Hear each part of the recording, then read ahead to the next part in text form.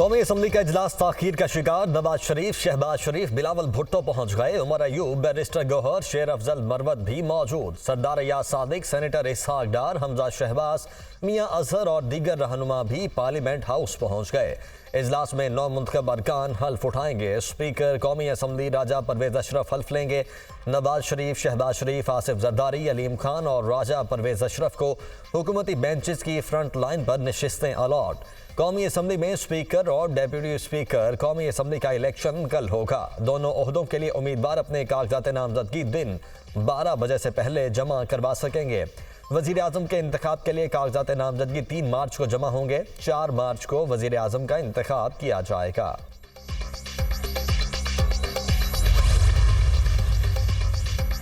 बानी पीटीआई का IMF को खत लिखना मुल्क दुश्मनी के मुतरादिफ है। ऐसे खत वो लिख सकते हैं, ये उनका वतीरा है। कोई सियासी जमात ऐसा खत नहीं लिख सकती। मुस्बत सोच के साथ आगे बढ़ने और मुल्क को बहरानों से निकालने का मौका है। कायद नून लीग नवाज शरीफ की पार्लियामेंट हाउस में गुफ्तगू।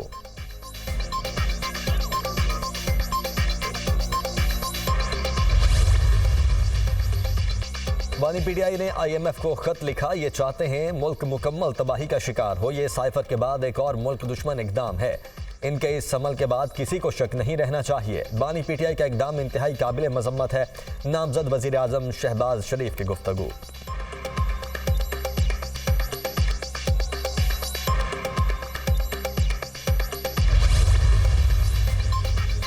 अवाम के मसाइल के खात्मे की भरपूर कोशिश करेंगे। मौजूदा हुकूमत कर्जे दुरुस्त तरीके से इस्तेमाल करने की सलाहियत नहीं रखती। आलमी मालियाती इदारे चाहते हैं कि उनके कर्ज का दुरुस्त इस्तेमाल हो। उमर अयूब की गुफ्तगू। बैरिस्टर गौहर अली खान ने कहा कि हमारे साथ बहुत बड़ी धांधली हुई। मैंडेट चोरी करके ईवान में आना जमहूरियत के मुनाफी है। पार्लियामेंट को हमेशा अपनी मुद्दत पूरी करनी चाहिए। अली मोहम्मद खान कहते हैं कि पाकिस्तान की सालमियत पर आंच नहीं आने देंगे। हमने IMF को निशानदही करवाई है कि क्या इलेक्शन साफ शफाफ हुए। शेर अफजल मरवत ने कहा कि अवाम ने जिस मकसद के लिए मैंडेट दिया है उस पर काम करेंगे। हकीकी आज़ादी, कानून की हुक्मरानी और समाजी इंसाफ के लिए किरदार अदा करेंगे। जरताज गुल कहती हैं हमारे साथ सियासत नहीं दुश्मनी की गई।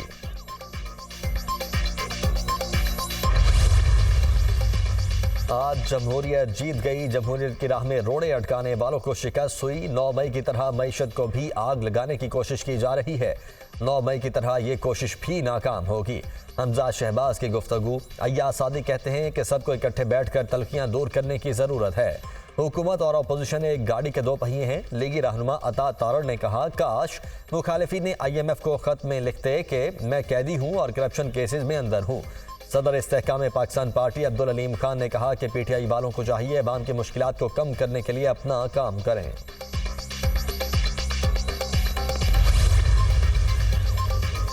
तहरीक इंसाफ की IMF को मुआहदे से पहले पाकिस्तान की गैर यकीनी सूरत हाल पर गौर करने की अपील। PTI ने IMF को खत लिख दिया। खत बानी PTI की हिदायत पर रऊफ हसन ने लिखा। खत में आइंदा बेल आउट पैकेज देते वक्त पाकिस्तान के सियासी इस्तेहकाम को मद्देनजर रखने की दरख्वास्त। किसी बेल आउट पैकेज से कबल पाकिस्तान में सियासी इस्तेहकाम पर जोर दिया जाए। IMF से खत में मुतालबा। खत में इंतखाबात में मुबैना धांधली के मुल्की मईशत पर असरात का भी जिक्र। आम इंतखाबात में गिनती में बड़े पैमाने पर मुदाखलत और धोखाधही की गई। IMF 2 हफ्तों में कम अज कम 30% नशिस्तों का ऑडिट यकीनी बनाए। IMF माली सहूलत देने से पहले गुड गवर्नेंस से मुतल्लिक शरायत रखे। खत का मतन। IMF ने खत की ईमेल का ताहाल कोई जवाब नहीं दिया। खबर है छंसी।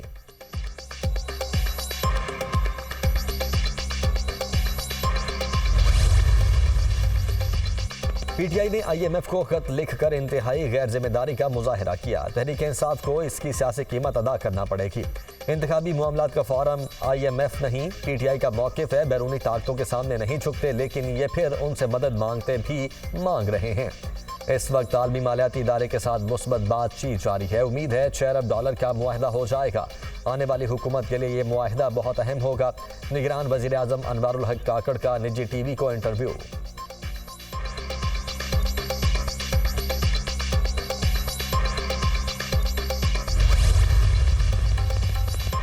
खैबर पख्तूनख्वा असम्बली में स्पीकर और डेप्यूटी स्पीकर के इंतखाब के लिए वोटिंग कुछ देर बाद होगी। स्पीकर के लिए सुन्नी इत्तेहाद काउंसिल के बाबर सलीम सवाती और PP के एहसान उल्लाह मियां खेल में मुकाबला।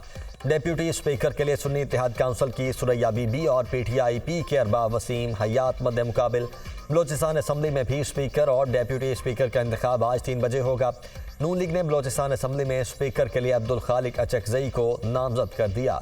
पीपल्स पार्टी का खातून रुकन गजाला गोला को डेप्यूटी स्पीकर बनाने पर गौर। JUI का भी स्पीकर और डेप्यूटी स्पीकर के इंतखाब में भरपूर हिस्सा लेने का फैसला।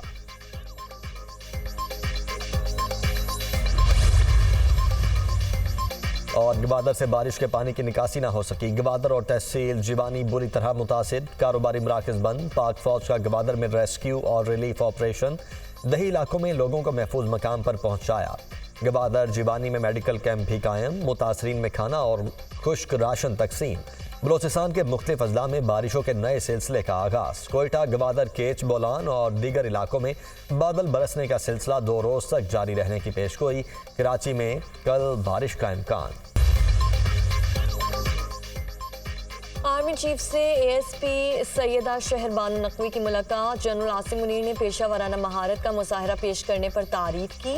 पाकिस्तानी खवातीन ने अपनी काबिलियत की वजह से खुद को मुमताज़ किया। जिंदगी के तमाम शोबों में पाकिस्तानी खवातीन अहम किरदार अदा कर रही हैं। तहफ़्फ़ुज़ात और शिकायत के हल के लिए कानूनी रास्ते मुयस्सर होते हुए कानून को हाथ में ना लिया जाए। आर्मी चीफ की गुफ्तगू।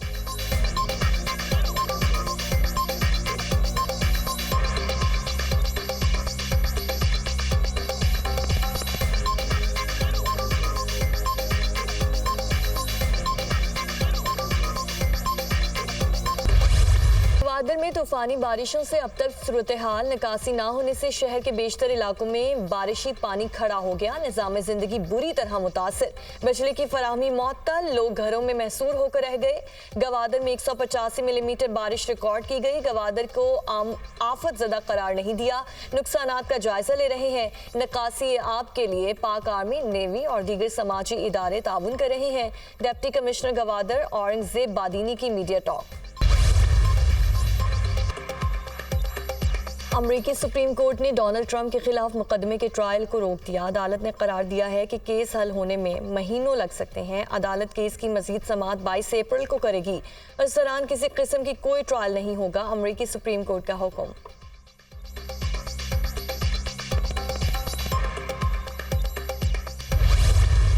गाजा में सहूनी फोर्सेस की बर्बरियत जारी। रफा में रिहायशी मकामात पर बमबारी, शिमाली और जनूबी गजा पर भी बॉम्ब बरसा दिए। इसराइली फोर्सेस के अस्पतालों और इमदादी कारकुनों पर भी हमले। रेड क्रिसेंट ने 48 घंटों के लिए काम रोक दिया। मगरबी किनारे में इसराइली फौजियों की फायरिंग के वाकयात, शोहदा की मजमूई तादाद 30,000 से जायद, 70,000 से जायद अफराद जख्मी हो चुके।